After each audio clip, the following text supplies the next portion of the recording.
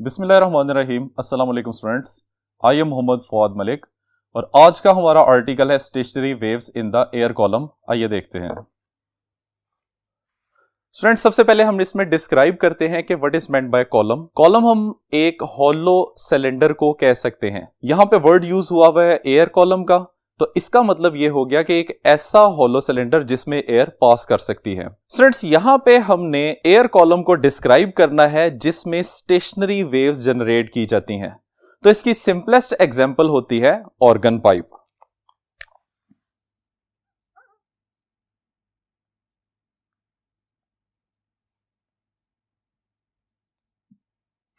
Students, organ pipe एक ऐसा instrument होता है, म्यूजिकल इंस्ट्रूमेंट होता है जिसको मुंह से बजाया जाता है।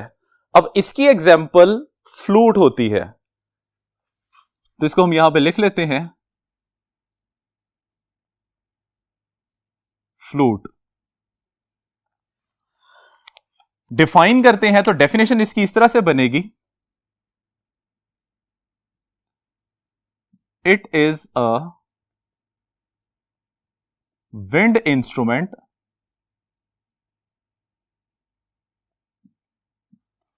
which produces sound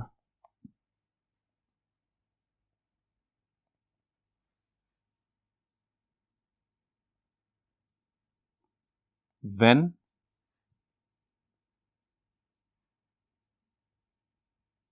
stationary waves are established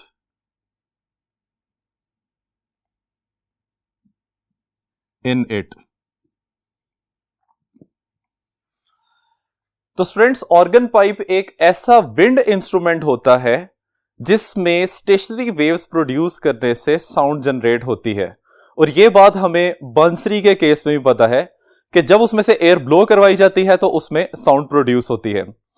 That production of the sound is due to the establishment of the stationary waves within the flute। Student, अब इसकी दो टाइप्स हो सकती हैं। एक वो जिसमें दोनों एंड्स ओपन होते हैं और एक वो जिसमें एक एंड क्लोज होता है। तो इसको हम टाइप्स में डिस्क्राइब कर देते हैं। Types of organ pipe.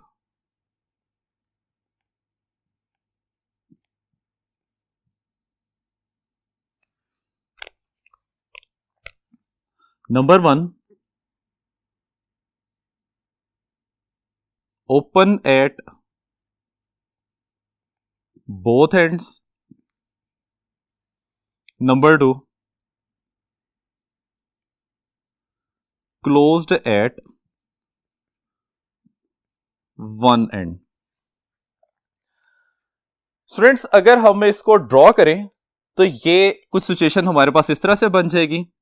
Open at both ends, so this is the organ pipe जिसकी दोनों साइड्स ओपन है।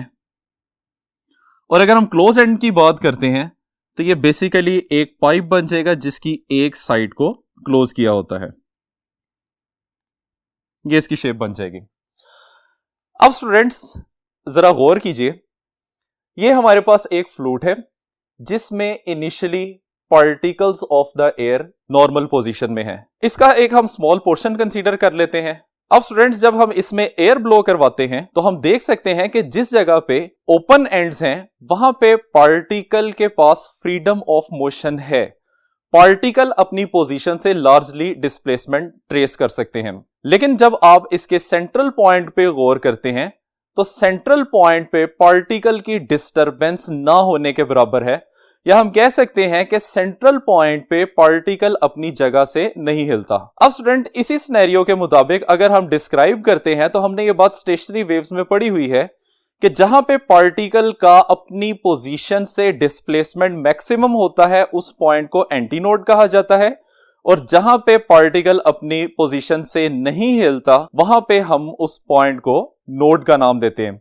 इसका मतलब यह हो गया कि ओपन एंड पे हमेशा एंटीनोड बनता है और हर दो कंसेक्टिव एंटीनोड्स के दरमियान में नोड बनता है। अब इसी तरीके से स्टूडेंट्स, अगर हम इसमें हायर फ्रीक्वेंसी की बात करते हैं, हायर फ्रीक्वेंसी की वजह से हर दो कंसेक्टिव एंटी नोड्स के दरमियान में एक नोड एग्जिस्ट करेगा और इसकी शेप हमारे पास कुछ इस तरीके से बन जाएगी।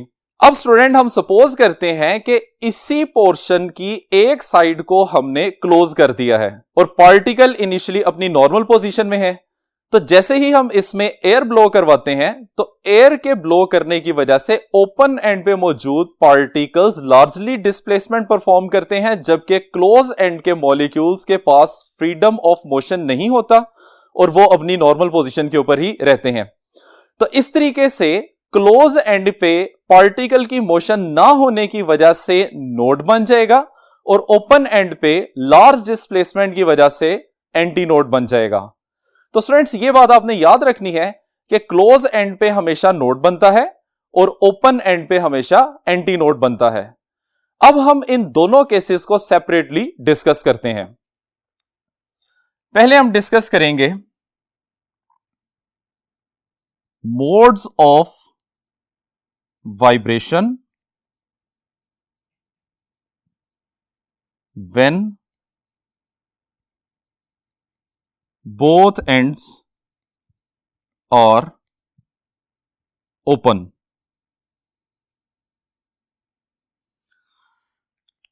स्टूडेंट इस केस में जो ऑर्गन पाइप हम यूज करेंगे, this is the organ pipe जिसकी लेंथ L के इक्वल है। हमने इसमें लॉन्गिट्यूडनल स्टेशनरी वेव्स प्रोड्यूस करनी है, लेकिन प्रोसेस को समझने के लिए हम यहां पे उन्हें ट्रांसफर वेव की फॉर्म में डिस्क्राइब करेंगे। अब स्टूडेंट्स इसमें हम डिफरेंट फ्रीक्वेंसी की स्टेशनरी वेव्स जनरेट करेंगे और कॉरेस्पॉन्डिंग उनकी फ्रीक्वेंसी को कैलकुलेट करेंगे। तो सबसे पहले हम इसमें फर्स्ट मोड ऑफ वाइब्रेशन को डिस्क्राइब करते हैं। जी स्टूडेंट्स, इसमें सबसे पहले आ जाएगा फर्स्ट और fundamental mode of vibration. Students consider करें कि हमारे पास एक ऑर्गन पाइप है जिसके दोनों साइड्स ओपन है। इसकी लेंथ L के इक्वल है। अभी हम डिस्क्राइब करके आए हैं कि ओपन एंड पे हमेशा एंटी नोड बनता है, यहां पे भी एंटी नोड बन जाएगा, यहां पे भी एंटी नोड बन जाएगा और हर दो कंसेक्टिव एंटी नोड्स के दरमियान में एक नोड बनेगा, उसको हम यहां पे इस पॉइंट से रिप्रेजेंट कर लेते हैं। अब अगर हम इसमें वेव बनाते हैं तो वेव कुछ इस तरह से बनेगी। स्टूडेंट्स यहां पे अभी हमने ये देखना है कि L लेंथ में कितनी वेवलेंथ्स एग्जिस्ट करती हैं। तो उसके लिए देखिए, अगर मैं इतने पोर्शन को कंसीडर करता हूं, so this is the quarter of the wavelength which is λ/4 और ये पोर्शन भी क्वार्टर ऑफ द वेवलेंथ बनता है। इसकी वैल्यू भी क्या आ जाएगी, λ/4। तो L length of the organ pipe में कितनी वेवलेंथ एग्जिस्ट करती हैं, आप λ/4 और λ/4 को ऐड कर लें तो रिजल्ट किसके इक्वल आ जाएगा, λ/2 के इक्वल आ जाएगा। तो इसमें हम डिस्क्राइब करते हैं कि L is equal to λ/4 plus λ/4। अब स्टूडेंट्स चूंकि फर्स्ट मोड ऑफ वाइब्रेशन की हम बात कर रहे हैं, इस वजह से ये वेवलेंथ फर्स्ट मोड के लिए λ1 बन जाएगी। इनको ऐड कर देते हैं तो रिजल्ट आ जाएगा L is equal to λ1 divided by 2 और चूंकि हमने वेवलेंथ की वैल्यू फाइंड करनी है, सो λ1 की वैल्यू यहां से निकाल लेंगे, that is equal to 2L। So this is the wavelength of the first mode of vibration. हमने चूंकि फ्रीक्वेंसी फाइंड करनी है तो फ्रीक्वेंसी का फॉर्मूला होता है F is equal to V over lambda and for first mode of vibration F के साथ भी 1 आ जाएगा, लैम्डा के साथ भी 1 आ जाएगा। सेम सिचुएशन है, चूंकि हम यहां पे मीडियम कांस्टेंट रखेंगे इस वजह से V के साथ हम 1 या 2 प्लेस नहीं करेंगे। लैम्डा की जो हमारे पास वैल्यू है वो इसमें हम प्लेस कर देते हैं, तो कॉरेस्पॉन्डिंगली फर्स्ट मोड की फ्रीक्वेंसी आ जाएगी F1 is equal to V divided by 2L. So this is the frequency of first mode of vibration. अब स्टूडेंट्स हमने सेकंड मोड के लिए कैलकुलेशन करनी है. So that is second mode of vibration. इसमें हम दोबारा से वही ऑर्गन पाइप कंसीडर करते हैं जिसकी लेंथ L के इक्वल है.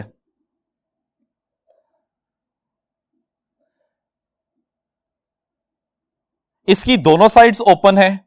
ओपन साइड पे हमेशा एंटी नोड बनता है. यहां पे भी एंटी नोड बन जाएगा.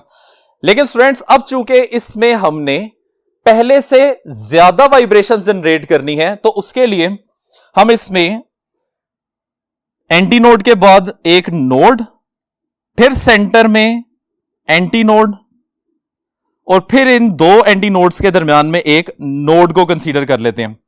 कॉरेस्पॉन्डिंग वेव फॉर्म कुछ इस तरह से बन जाएगी. नोड के पॉइंट को हम यहां सेंटर में रिप्रेजेंट कर लेते हैं. अब अगर हम वेव की बात करें तो वेव इसकी इस तरह से बनेगी.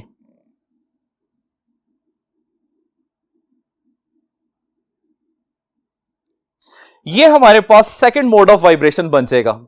अब हमने देखना है कि ऑर्गन पाइप जिसकी लेंथ L है उसमें कितनी वेवलेंथ एग्जिस्ट करती हैं. स्टूडेंट्स अगर आप गौर करें तो इतना पोर्शन वही है जो कि पहले हम डिस्क्राइब करके आए हैं एज λ/4. तो इसको हम लिख लेते हैं λ/4 और ये वाला पोर्शन भी सेम है. इसको भी हम क्या लिख लेते हैं λ/4.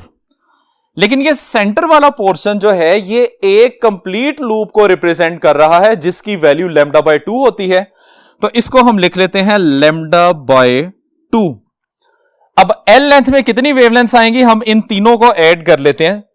तो ये बन जाएगा here L is equal to λ/4 plus λ/2 plus λ/4. अब चूंकि ये सेकंड मोड ऑफ वाइब्रेशन है इस वजह से लैम्डा के साथ 2 आ जाएगा.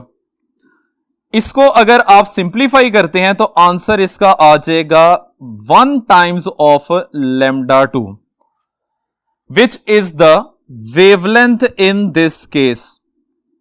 और इसको हम जनरल फॉर्मूला डिस्क्राइब करने के लिए लिख सकते हैं λ2 is equal to 2L divided by 2, जो कि हम इसका जब जनरल फॉर्मूला डिस्क्राइब करेंगे तो वहां पे हम इसको यूज करेंगे. ठीक है. अब इस मोड की फ्रीक्वेंसी की value now F2 is equal to V divided by λ2 और इसको हम लिख सकते हैं V डिवाइडेड बाय L. अब चूंकि हमने यहां पे सेकंड मोड की फ्रीक्वेंसी का फर्स्ट मोड की फ्रीक्वेंसी के साथ रिलेशन डिस्क्राइब करना है तो फर्स्ट मोड की फ्रीक्वेंसी में बटे में 2 आ रहा है तो इसको हम मल्टीप्लाई और डिवाइड कर देंगे 2 से. तो इसकी शेप कुछ इस तरह से बन जाएगी that is 2V divided by 2L. अब यहां ब्रैकेट में जो फैक्टर हमें नजर आ रहा है that is the frequency of fundamental mode. तो इसको हम रिप्लेस कर सकते हैं और कॉरेस्पॉन्डिंगली F2 की वैल्यू आ जाएगी 2 times of F1.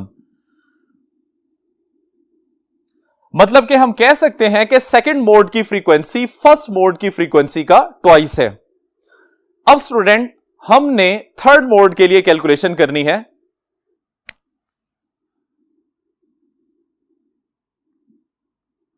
Third mode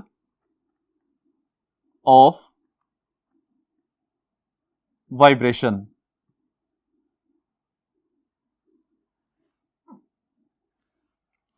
इसमें स्टूडेंट उसी तरीके से हम एक ऑर्गन पाइप को कंसीडर करेंगे जिसकी लेंथ L के इक्वल है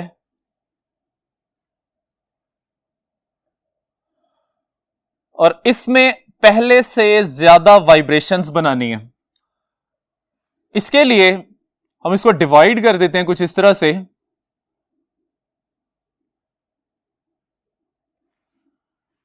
ओपन एंड पे एंटी नोड और यहां पे भी एंटी नोड बनेगा. अब अगर हम यहां वेव फॉर्म बनाते हैं तो वेव फॉर्म कुछ इस तरह से बन जाएगी.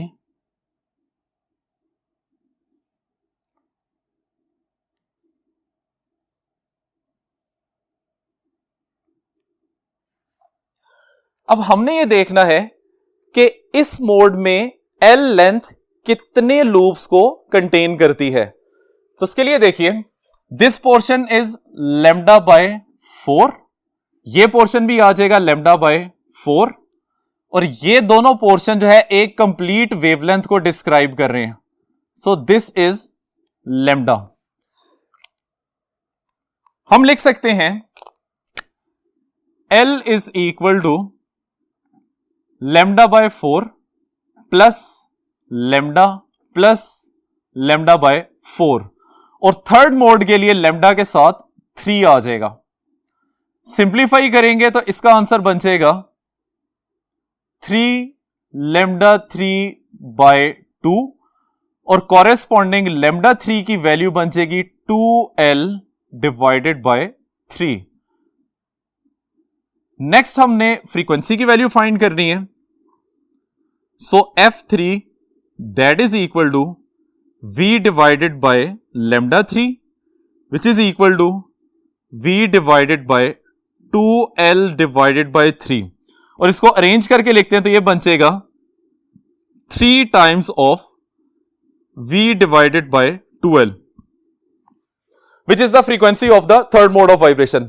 लेकिन चूंकि हमने फर्स्ट मोड ऑफ वाइब्रेशन के साथ इसका रिलेशन डिस्क्राइब करना है, इस वजह से ब्रैकेट में मौजूद V डिवाइड बाय 2L को हम F1 से रिप्लेस कर देंगे। तो इसका मतलब यह है कि थर्ड मोड की फ्रीक्वेंसी बन जाएगी F3 which is equal to 3 times of F1। अब स्टूडेंट्स, हमने जनरल फॉर्मूला बनाने के लिए nth मोड ऑफ वाइब्रेशन की फ्रीक्वेंसी और वेवलेंथ डिस्क्राइब करनी है। तो उसके लिए for nth mode of vibration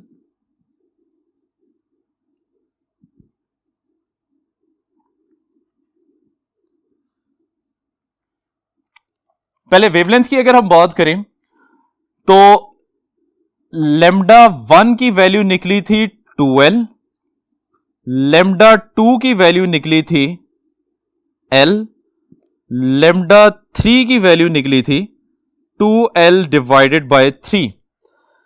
अब स्टूडेंट्स, अगर मैं इस केस में बटे में 1 लिख देता हूं तो ये वैल्यू एज इट इज रहेगी, इसके ऊपर कोई फर्क नहीं पड़ेगा। इस वाली वैल्यू में मैं 2 से मल्टीप्लाई भी कर देता हूं, 2 से डिवाइड भी कर देता हूं, तो भी ये वैल्यू एज इट इज रहेगी, और ये हमारे पास थर्ड मोड की वेवलेंथ आ जाएगी। अब अगर हम यहां पे गौर करते हैं तो ये जो फैक्टर ऊपर दिया हुआ है, ये वैल्यू तीनों केसेस में कांस्टेंट आ रही है, जबकि फर्स्ट मोड के लिए बटे में 1, सेकंड के लिए बटे में 2 और थर्ड के लिए बटे में 3 आ रहा है। तो अगर हमने nth पोर्शन के लिए, nth वाइब्रेशन के लिए लैम्डा की वैल्यू फाइंड करनी है तो वो किस तरह से बन जाएगी, lambda n that is equal to 2L की value constant divided by number of mode आ जाएगा जो कि यहां पे n है, तो this is the relation for the wavelength, और इसमें लैम्डा की वैल्यू नंबर ऑफ लूप्स के इनवर्सली प्रोपोर्शनल होती है, यानी कि जितना ज्यादा नंबर ऑफ लूप्स बढ़ाते जाएंगे वेवलेंथ की वैल्यू कम होती जाएगी। अब इसी तरीके से हम फ्रीक्वेंसी को डिस्क्राइब करते हैं, तो first frequency F1, second frequency 2F1, third frequency 3F1 निकली थी। तो अगर हम जनरल फॉर्मूला इसका डिस्क्राइब करना चाहते हैं तो वो कुछ इस तरह से बन जाएगा, Fn that is equal to n times of F1, क्योंकि फर्स्ट मोड में यहां पे 1 आ रहा है, सेकंड मोड में 2 है, थर्ड मोड में 3 है। ठीक है, तो इस तरीके से हमारे पास ये फ्रीक्वेंसी का जनरल फॉर्मूला बन जाएगा, और अगर हम यहां पे F1 की वैल्यू पुट कर देते हैं तो ये वैल्यू इस तरह से बन जाएगी NV divided by 2L, which is the formula for the nth mode frequency. अब स्टूडेंट्स, हम क्लोज्ड एंड के लिए ये तमाम कैलकुलेशन करेंगे, तो आइए देखते हैं।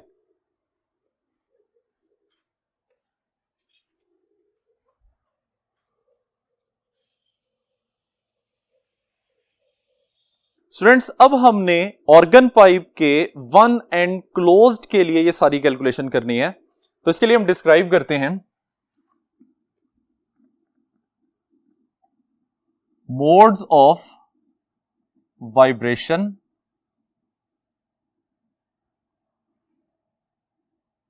इन ऑर्गन पाइप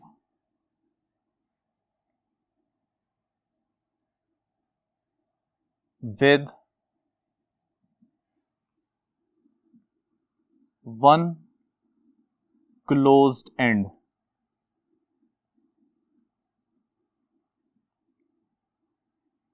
स्टूडेंट्स, इसमें हम एक ऑर्गन पाइप कंसीडर करेंगे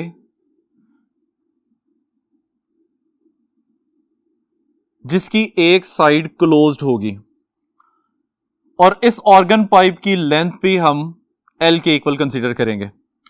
अब इसमें प्रोड्यूस होने वाली वाइब्रेशंस की फ्रीक्वेंसी हमने कैलकुलेट करनी है। तो सबसे पहले हम फर्स्ट मोड के लिए इसे डिस्क्राइब करते हैं।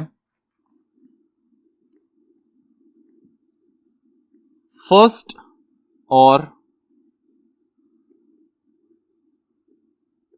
Fundamental mode of vibration.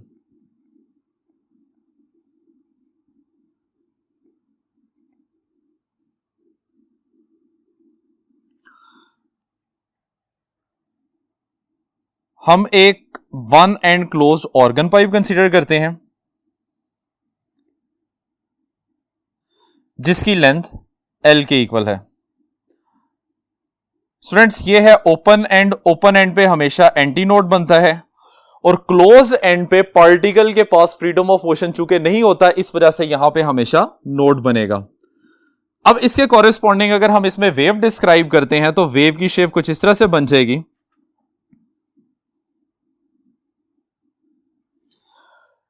हमने चूंकि पहले वेवलेंथ फाइंड करनी होती है, तो इस सिचुएशन में आप देख सकते हैं कि this portion is quarter of the wavelength.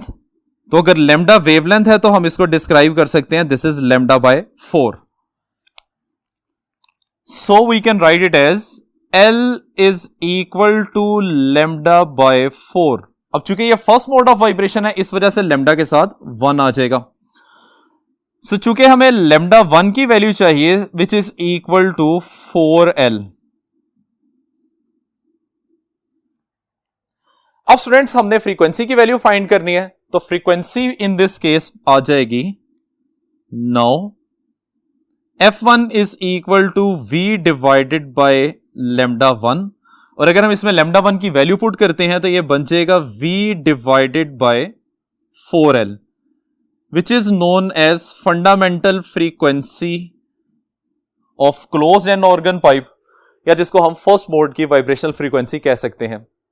अब स्टूडेंट्स, हमने सेकंड मोड के लिए कैलकुलेशन करनी है। आइए देखते हैं। Second mode of vibration. Students, इसमें हम same one and closed organ pipe consider करते हैं और इसमें आपने पहले से ज्यादा वाइब्रेशंस जनरेट करनी है। क्लोज्ड एंड पे हमेशा नोड रहेगा और ओपन एंड पे हमेशा एंटी नोड रहेगा। तो अब जो हमारे पास सिचुएशन बनती है उसमें वेव फॉर्म कुछ इस तरह से आ जाएगी।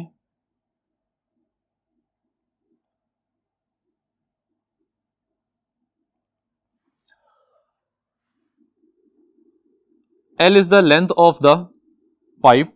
अब L लेंथ के अंदर कितनी वेवलेंथ एग्जिस्ट करती है तो उसकी कैलकुलेशन के लिए देखिए, ये portion as it is lambda by 4 और ये पोर्शन लेमडा बाय 2 आ जाएगा।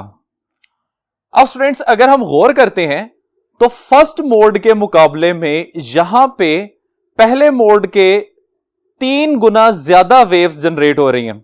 लाइक अगर हम इसमें कैलकुलेशन करते हैं तो ये कुछ इस तरह से बन जाएगा L length carries lambda by 4 plus lambda by 2 wavelengths.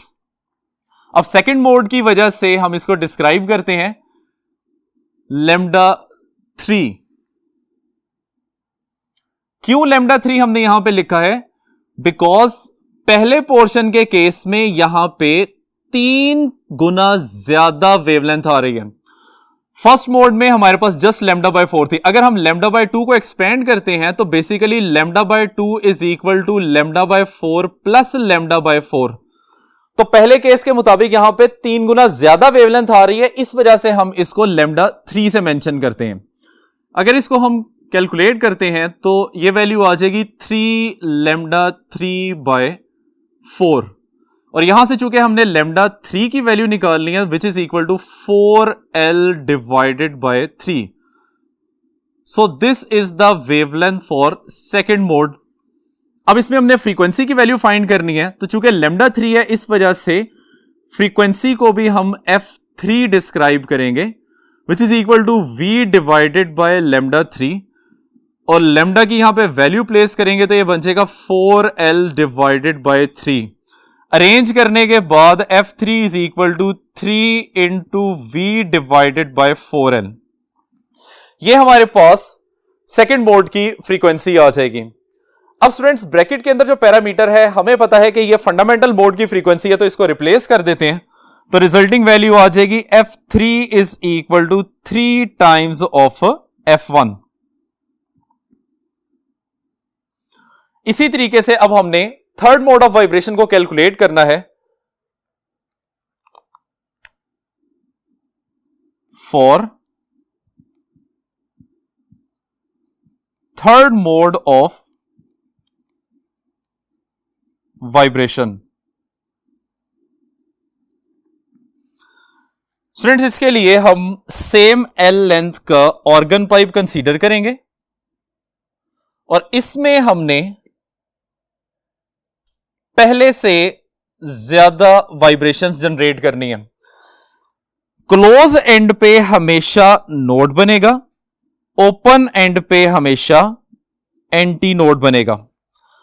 अब नेक्स्ट सिचुएशन इसकी कुछ इस तरह से बनेगी।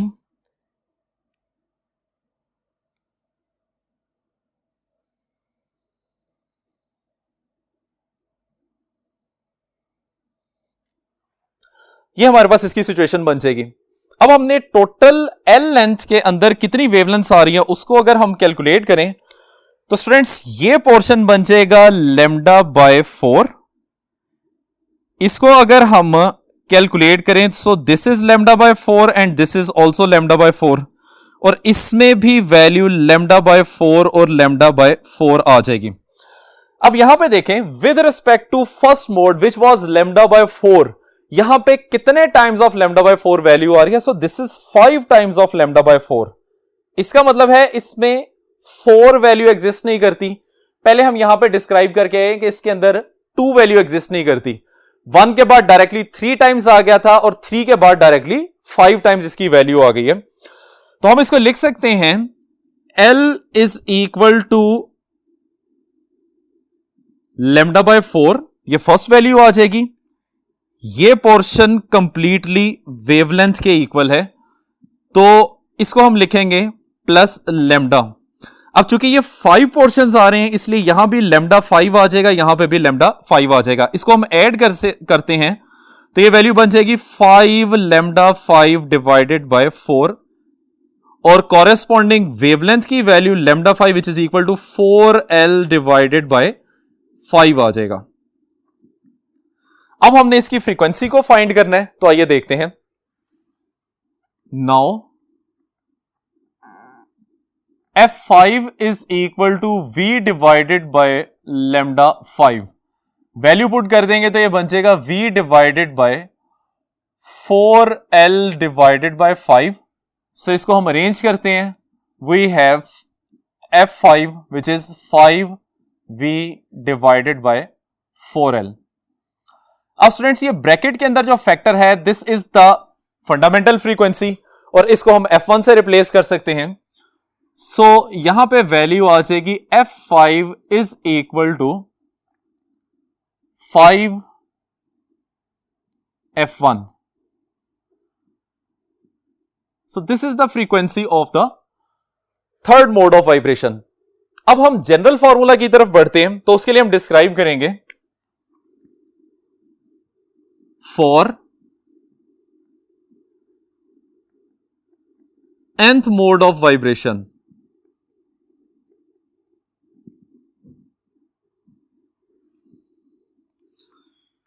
वेवलेंथ के लिए जनरल फॉर्मूला हम डायरेक्ट लिखने लगे हैं, विच इज लैम्डा एन। इस केस में ये 4L डिवाइडेड बाय n बन जाएगा, और कॉरेस्पॉन्डिंग अगर हम फ्रीक्वेंसी को डिस्क्राइब करें तो Fn is equal to n times of F1, where n is equal to 1, 3, 5। Only odd harmonics exist, कोई इवन हार्मोनिक इसमें एग्जिस्ट नहीं करता। ठीक है, तो हम लिख सकते हैं only odd harmonics exist in closed end organ pipe. So, open end organ pipe is richer in harmonics, क्योंकि ओपन एंड ऑर्गन पाइप में इवन भी होते हैं और ऑड भी होते हैं, जबकि क्लोज एंड ऑर्गन पाइप में सिर्फ ऑड हार्मोनिक्स एग्जिस्ट करते हैं। तो इसको हम इस तरीके से डिस्क्राइब कर सकते हैं,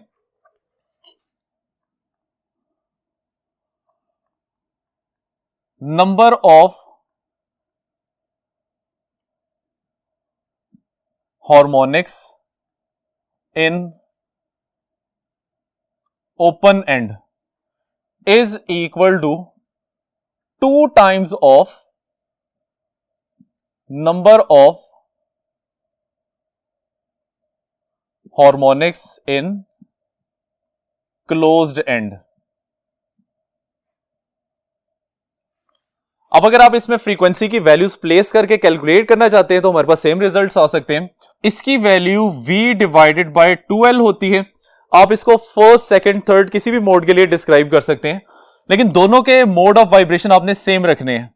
यहां पे मैंने फर्स्ट मोड ओपन एंड का कंसीडर किया है, तो इसी तरीके से हम first mode he close and का कंसीडर करेंगे, जिसकी वैल्यू होती है V डिवाइडेड बाय 4L। अगर मैं इसको सिंप्लीफाई कर लूं तो आप देख सकते हैं कि दोनों के मोड्स ऑफ वाइब्रेशन एक दूसरे के इक्वल आ जाते हैं। इसका मतलब यह बात कंफर्म हो जाती है कि ओपन एंड के number of harmonics close and के नंबर ऑफ हार्मोनिक्स का 2 टाइम्स होते हैं। ठीक है स्टूडेंट्स, यहां तक है हमारा आज का आर्टिकल। उम्मीद करते हैं कि आपको सब कुछ समझ आ गया होगा। इजाजत चाहते हैं, अल्लाह हाफिज।